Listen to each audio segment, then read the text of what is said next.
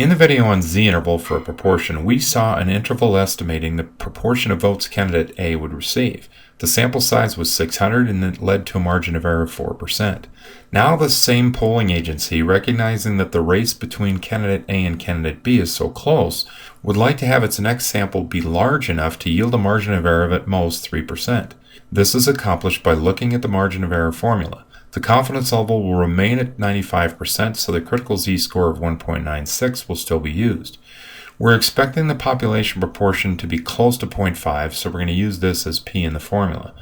We simply now set this equal to the desired margin of error of 0.03 and use algebra to determine the sample size n that we want, 1067.1. We're going to learn soon that you should always round this up. So if the agency wants to reduce the margin of error from 4% to just 3%, it needs to increase the sample size from 600 to well over 1,000 voters. Now here's the ways you should use the margin of error portion of the confidence interval formula to change the margin of error. You can see that there are three key components. The critical z-score is tied into the confidence level of the interval. If you can live with only 90% confidence, you can change from using 1.96 down to 1.645. This reduces your margin of error, but at the expense of confidence in your result. Another way to reduce margin of error is to take a larger sample size. The further the population proportion is from 0.5, also the smaller the margin of error. After all, a success rate of 0.5 implies a failure rate of 0.5. The product of the two is 0.25, but a success rate of 0.8 implies a failure rate of 0.2. The product of these is only 0.16. Now this leads to an important standard to which we need to hold ourselves. If no previous indication of the population proportion exists, we must use p equal 0.5 in our formula to estimate margin of error.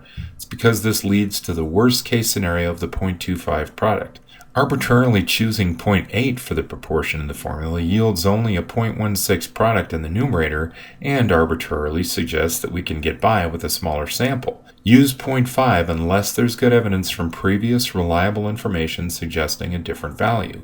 You definitely want to use a value other than 0.5, but it must be justifiable. So here's two examples to show how this works and relates. Suppose we want to create a 92% confidence interval for the proportion of blueberries in a shipment from a certain grower that are overly ripe. How big should the sample be to achieve a margin of error of at most 3%? The critical z-score that traps 4% of the tail is 1.75.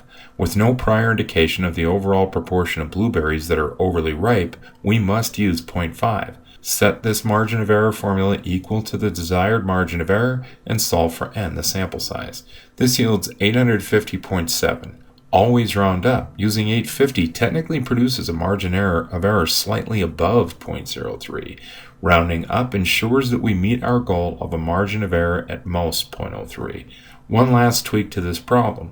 Suppose last year a confidence interval on overly ripe blueberries from this same grower was 0.28 to 0.35. This would allow us to use the upper end estimate of 0.35 in our formula.